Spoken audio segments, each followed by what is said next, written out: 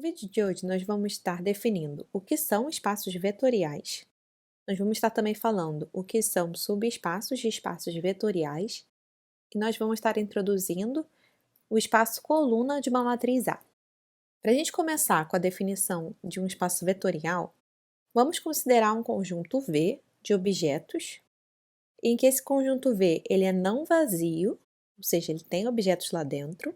E esses objetos, existem duas operações que estão definidas sobre esses objetos, que são as operações de adição e multiplicação por escalar. No caso da gente, a maioria das vezes, esses objetos vão ser os vetores, como a gente já aprendeu, aqueles vetores colunas, e a gente vai simplesmente fazer a adição do jeito que a gente aprendeu, a adição de dois vetores, ou seja, se a gente tem um vetor, por exemplo, x1 x2 mais y1, y2, a gente define como uma soma sendo x1 mais y1, x2 mais y2, né? A gente define então essa soma coordenada a coordenada. E de forma formal, o que é a adição, né?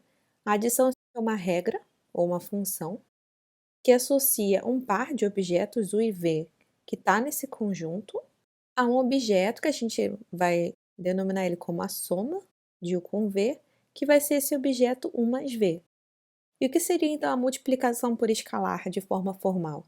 A multiplicação por escalar nada mais é que uma regra, novamente, que associa um escalar a. O escalar normalmente vai ser simplesmente um número real, mas de forma mais geral a gente pode definir esse escalar como sendo outras coisas. E a gente vai estar associando então o escalar e um objeto U a um objeto AU, em que a gente denomina múltiplo escalar de U por A. Então, no caso de vetores, por exemplo, se a gente pegasse um escalar A e a gente considerasse um vetor de coordenadas o 1 e o 2, a nossa regra seria que o AU, né, ou seja, o múltiplo escalar de U por A, seria justamente o vetor, né, de coordenadas em que você simplesmente multiplica por A cada uma das coordenadas. Agora, a gente tem esse conjunto em que a gente tem essas operações definidas. E como é que a gente define, então, o que é um espaço vetorial, né? Bom, um espaço vetorial nada mais é que um conjunto de objetos que a gente vai chamar de vetores, em que esse conjunto satisfaz algumas propriedades. E quais são elas, né? Bom, primeiro, V ele tem que conter um elemento que a gente vai chamar de zero, que no caso seria, se fosse, por exemplo, o conjunto de todos os vetores de duas coordenadas, seria o vetor 0, 0. Então, vai ter esse elemento especial. A gente também precisa que as operações de adição e multiplicação por escalar satisfaçam algumas propriedades que a gente vai ver a seguir, e a gente vai precisar de mais uma regra também. Então, quais as operações de adição e multiplicação de escalar elas precisam satisfazer? A gente precisa que a soma seja associativa, a gente também precisa que a soma de U mais V seja igual a V mais U, a gente precisa também que U mais esse vetor que a gente chama de zero tem que dar sempre U novamente, e a gente precisa que todo vetor V tenha um inverso com relação à soma. O que isso quer dizer, né? Que para todo vetor V existe um vetor U, tal que eu somo e eu chego nesse meu vetor zero. Então, essas regras aqui foram todas com relação à adição. Vamos ver então agora as regras com relação à multiplicação. Se a gente pegar um múltiplo escalar de U mais V, tem que ser igual à soma dos múltiplos escalares de U e V. A gente tem também, né, que se a gente pegar dois escalares alfa e beta e um vetor, a gente tem que essa equação precisa ser satisfeita. Mesma coisa para cá, né? E a última regra com relação à multiplicação de escalar é que se eu multiplicar qualquer vetor pelo escalar 1, eu obtenho o vetor novamente. Então, essas são as regras que a adição e a multiplicação de escalar precisam satisfazer num espaço vetorial, mas para a gente definir um espaço vetorial completo, não basta só isso, né? A gente ainda precisa de duas coisinhas adicionais, e o que a gente precisa é que esse espaço ele seja fechado na adição. O que isso quer dizer? Se eu pego dois elementos de V, a soma deles tem que estar em V. E esse mesmo espaço vetorial tem que ser fechado na multiplicação por escalar. Ou seja, se eu pego qualquer vetor em V e se eu pego um escalar, o múltiplo escalar, né, daquele vetor, ou seja, alfa vezes V, tem que estar em V para todo escalar. Então, essa é a definição formal do que é um espaço vetorial. Na verdade, o escalar aqui a gente está assumindo que o escalar são números reais, no nosso caso, basicamente sempre vai ser. Normalmente, a regra que a gente mais verifica, porque as operações que a gente está usando para vetores reais, essas operações aqui, elas sempre são satisfeitas. Então, para a gente garantir que V é um espaço vetorial mesmo, o que a gente mais vai ter que checar é que o zero pertence ao espaço vetorial e essas duas regras, que ele é fechado na soma e fechado na multiplicação por escalar. Se eu pegar dois vetores do meu espaço vetorial, a soma deles está no meu espaço vetorial. E se eu simplesmente pegar um vetor do meu espaço vetorial e um escalar, a multiplicação por escalar desse vetor também está no meu espaço vetorial. Ou seja, isso quer dizer que todas as combinações lineares dos vetores do meu espaço vetorial estão no meu espaço vetorial. Então, vamos ver aqui agora um exemplo mais simples de um espaço vetorial.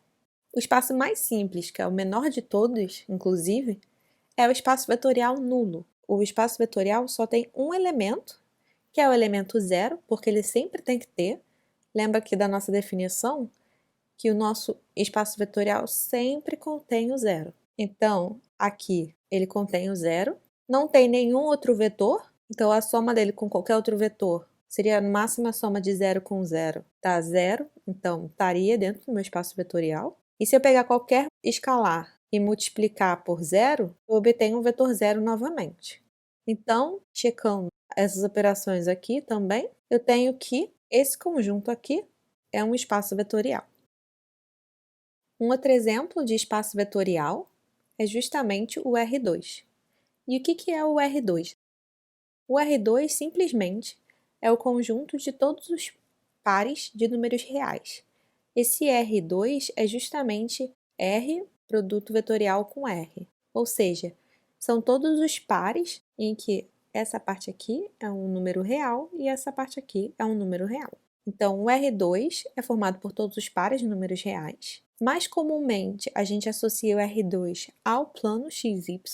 Essa é a representação geométrica que a gente associa ao vetor 2, 3. E a gente simplesmente tem, então, que o R2 são todos os vetores de duas coordenadas, em que cada coordenada é um número real. Então, como é que a gente conclui, né, que o R2 é um espaço vetorial? Bom, o R2, primeiro a gente vê que a operação de soma e multiplicação por escalar, elas são satisfeitas, aquelas regrinhas. E o que mais que a gente precisa fazer? Bom, a gente repara que se eu pegar um vetor xy no R2 e eu multiplicar por um escalar A, eu vou obter o vetor AX e AY, e que de fato esse vetor aqui está em R2, né? Isso aqui é simplesmente um par em que essa primeira coordenada é um número real e essa segunda coordenada é um número real. Então, de fato, o múltiplo escalar de qualquer vetor do R2 está no R2. Então, a gente diz que o R2 é fechado na multiplicação por escalar. O que mais que a gente precisa garantir, então, para o R2 ser considerado um espaço vetorial? A gente precisa garantir que o vetor zero está lá, mas aí a gente pode simplesmente tomar A como zero e aí a gente conclui que o zero está no R2. Então, para a gente finalizar e concluir que o R2 é um espaço vetorial, a gente só precisa concluir que ele é fechado na soma, né? Então, vamos pegar dois vetores do R2 e vamos somar eles. O que a gente obtém?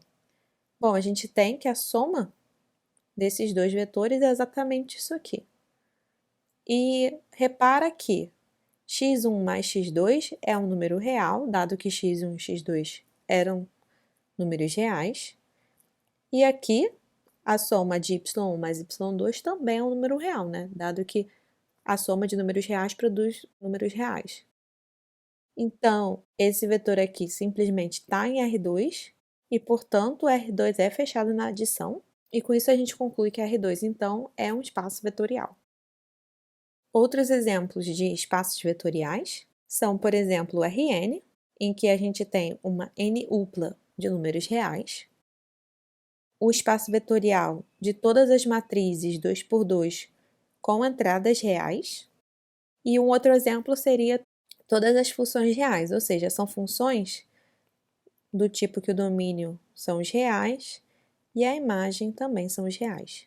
Fica como um exercício mostrar que o conjunto de todas as matrizes 2 por 2 com entradas reais é um espaço vetorial, e repara que aqui, nesse espaço vetorial, a gente chama cada matriz de um vetor, né? Ou seja, vetor é uma coisa bem mais genérica do que a gente estava usando até o momento. O vetor é simplesmente um elemento de um espaço vetorial. E aí ele pode ser qualquer coisa, depende do meu espaço vetorial. E com isso a gente conclui a definição do que é um espaço vetorial. E vamos ver então o que é a definição de um subespaço de um espaço vetorial. Um subespaço de um espaço vetorial é um subconjunto de vetores do espaço vetorial, tal que ele sempre inclui o zero. Então, todo subespaço contém o vetor zero e ele precisa satisfazer dois requerimentos, que se V e W são vetores no subespaço, então a soma deles está no subespaço, e que se C for um escalar e V for simplesmente um vetor do espaço do subespaço, CV está no subespaço, ou seja, se eu pegar qualquer vetor do subespaço e eu multiplicar ele por um escalar, o que eu obtenho está no subespaço também. Ou seja, essas são justamente as regras que eu falei, que são as regras de fato que vão ser muito importantes para a gente sempre conferir que um conjunto é um espaço vetorial, né? Repara que aqui, aquela regra de adição e de multiplicação por escalar já são automaticamente satisfeitas porque esse aqui é um conjunto de vetores de um espaço vetorial. Então, eles já satisfaziam aquelas regras. Então, de fato, a gente só tem que checar aquelas condições que eu falei que eram as mais importantes, que de fato inclui zero e que todas as combinações lineares de vetores no subespaço permanecem no subespaço. Então, de forma geral, um subespaço de um espaço vetorial nada mais é que um espaço vetorial por si só. Só que as operações de adição e multiplicação por escalar já foram definidas e elas são herdadas do espaço vetorial inicial. Então vamos ver aqui alguns exemplos de subespaço agora, né? Bom, o subespaço mais simples de todos, igualmente com o espaço vetorial mais simples de todos, é simplesmente o espaço vetorial nulo, né? O subespaço zero. Se você tem qualquer espaço vetorial V e você só considera o vetor nulo dele, o vetor zero dele, esse conjunto por si só já é um subespaço daquele espaço vetorial. Digamos que a gente está considerando, por exemplo, Rn, no caso aqui a gente vai estar considerando R2 e R3. Um exemplo de subespaço que não é tão simples quanto o subespaço zero é simplesmente se a gente considerar retas que passam pela origem desses espaços vetoriais. Então, por exemplo, se a gente tem aqui R2 e a gente considera uma reta que passa pela origem, repara que se a gente pegar dois vetores na reta, esses vetores U e V, onde V é esse vetor aqui, a soma desses dois vetores está na reta. E se eu simplesmente pegar um vetor U e multiplicar por um escalar, que tanto vai dar para lá ou para cá, ou vai no zero mesmo, incluindo, ele também, né, vai estar na reta, o vetor resultante. Então, de fato, retas que passam pela origem são subespaços, tanto de R2, quanto de R3, quanto de R4. Depende só do espaço vetorial que a gente está considerando. Então, como que a gente mostra, por exemplo, que a reta 2x menos y igual a zero é um subespaço de R2, né? Quando eu digo que a reta é um subespaço de R2, eu estou querendo dizer justamente que o conjunto de pontos que estão nessa reta, eles formam um subespaço do R2. Bom, para a gente mostrar isso, a gente primeiro repara que os pontos dessa reta aqui, eles todos têm essa forma x, 2x. Ou seja, y aqui é igual a 2x. Então, todos os pontos possuem essa forma, e aí o que a gente precisa fazer é mostrar que, quando a gente soma dois vetores ou dois pontos nessa reta, a gente obtém um vetor correspondente que está na reta. Então, se a gente somar um vetor x1, 2x1, porque é exatamente a forma dos vetores dessa reta, com outro vetor x2, 2x2, a gente obtém o vetor de primeira coordenada x1 mais x2 e de segunda coordenada 2 vezes x1 mais x2. E aí repara que esse vetor ele tem justamente essa forma, né? De ter a primeira coordenada com esse valor aqui, a segunda coordenada sendo 2 vezes a primeira coordenada. Então, esse vetor aqui está na reta também. Com isso, a gente mostrou que a soma de dois vetores ainda está na reta. Então, para a gente concluir, a gente precisa mostrar que se a gente multiplica por um escalar qualquer vetor da reta, a gente obtém novamente um vetor que está na reta. Então, vamos pegar simplesmente um escalar e um vetor qualquer da reta.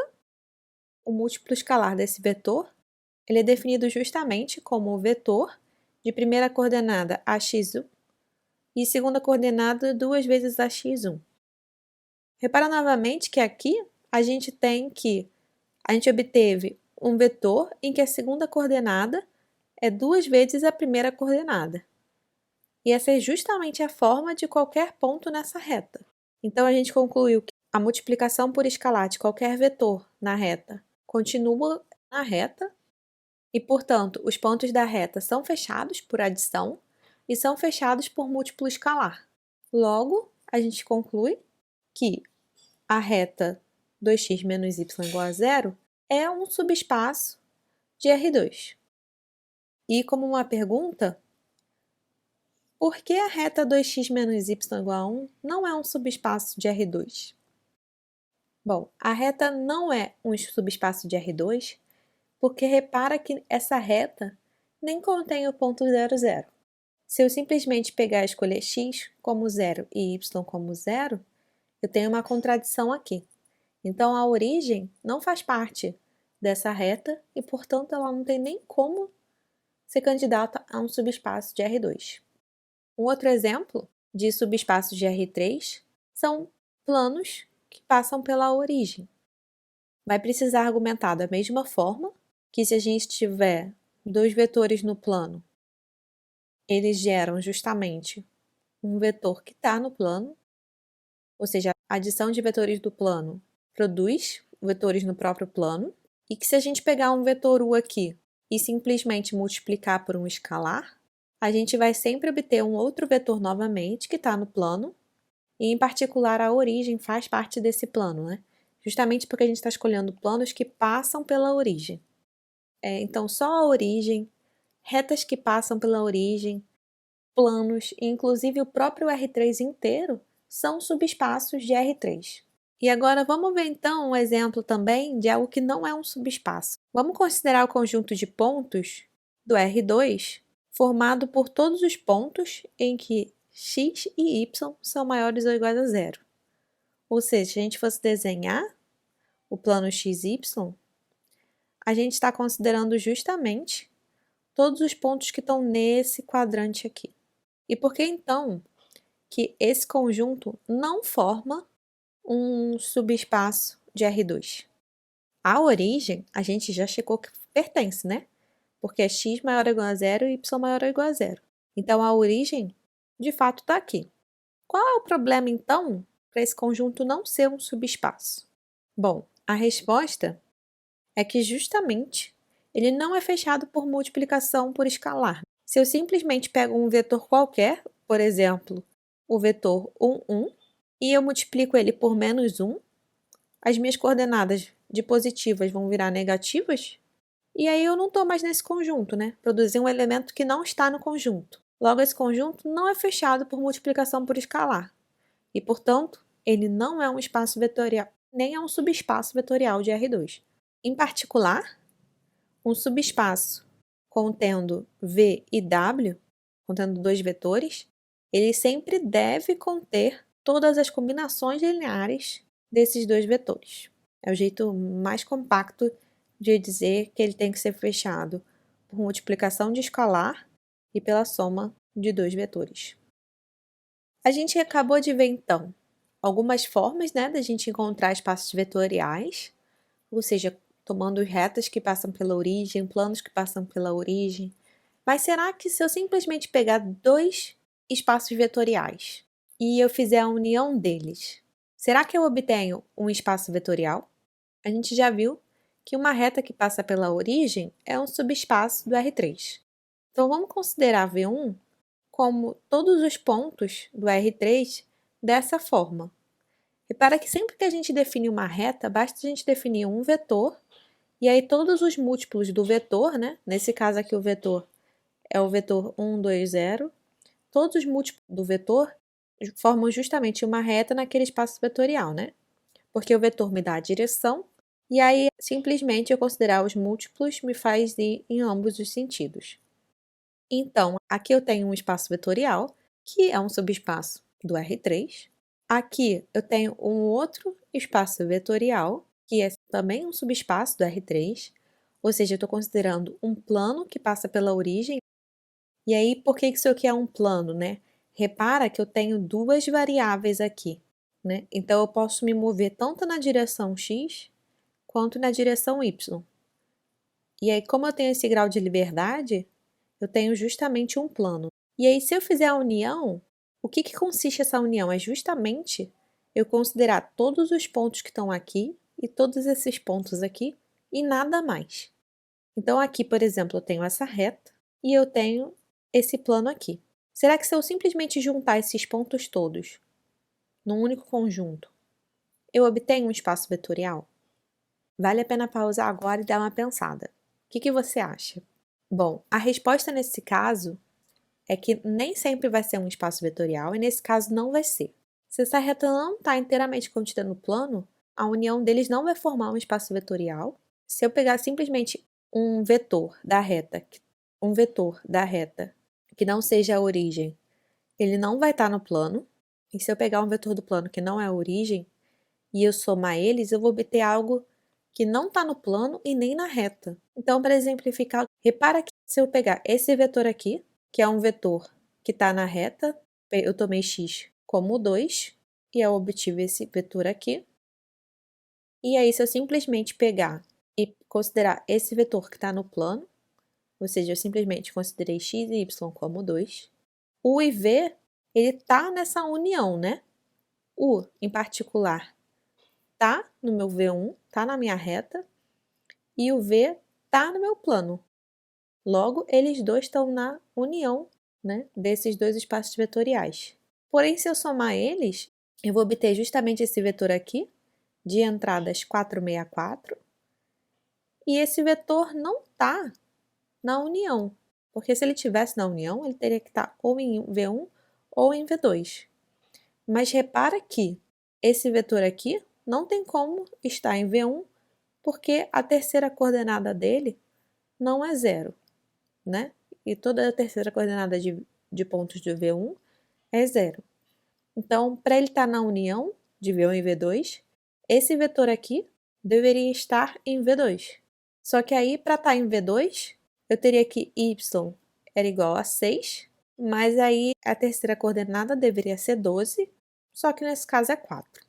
Então, simplesmente, esse vetor aqui não está em V2. E com isso a gente conclui, então, que a união de dois espaços vetoriais não é um espaço vetorial. A gente já sabe que a união de dois espaços vetoriais não é um espaço vetorial. Será que a interseção de dois espaços vetoriais dá um espaço vetorial? O que você acha? A resposta é que sim. E como que a gente mostra isso, né? Bom, a gente vai considerar, então, dois subespaços vetoriais, W1 e W2, e vai chamar W a interseção de W1 e W2. Uma pergunta antes mesmo da gente se perguntar se o conjunto é um espaço vetorial é: W tem como ser vazio? Ou seja, W1 e W2 não se intersectarem? A resposta é que não, né? Porque o vetor 0 está tanto em W1 quanto em W2. Lembrando que o vetor 0 está sempre em qualquer espaço vetorial. Então, esse conjunto W não é vazio e, em particular, a gente até já sabe que ele contém um vetor zero. Então, para a gente garantir que ele é um espaço vetorial, o que mais a gente precisa? Lembrando que aquelas operações de adição, multiplicação, a gente já sabe que está tudo ok porque ele herdou, né, do espaço vetorial. Então, a gente só precisa garantir que W é fechado na multiplicação por escalar e fechado na adição. Então, vamos mostrar como é que a gente escreve isso formalmente. Vamos considerar, então, dois vetores UV pertencentes a W. Repara que, se a gente pega dois vetores que estão em W, significa que esses dois vetores estão em W1 interseção W2. Em particular, isso quer dizer que o IV pertencem a W1 e o IV pertencem também a W2, né? Já que está na interseção. Então, o que a gente pode concluir daqui? A gente sabe que W1 é fechado na adição e na multiplicação por escalar. Então, como o e v estão em W1, U mais V e qualquer escalar multiplicado por qualquer vetor de W1 também está em W1. Então, em particular, U mais V e qualquer escalar vezes U está em W1. De forma análoga, a gente pode usar o mesmo argumento para W2, né? A gente sabe que a soma de U mais V também está em W2 e a multiplicação de qualquer vetor U por A vai estar também em W2. Então, juntando essas informações aqui, a gente conclui que U mais V está na interseção de W1 e W2, ou seja, está em W, e que qualquer escalar vezes um vetor U que está em W1 e W2, ou seja, que está em W, também produz um vetor que está em W. E aí, com isso, a gente conclui, então, que W é um espaço vetorial. Então, essa é a forma da gente simplesmente mostrar matematicamente que a interseção de dois subespaços vetoriais é um espaço vetorial. E agora a gente vai estar começando a ver o que é o espaço coluna de uma matriz A.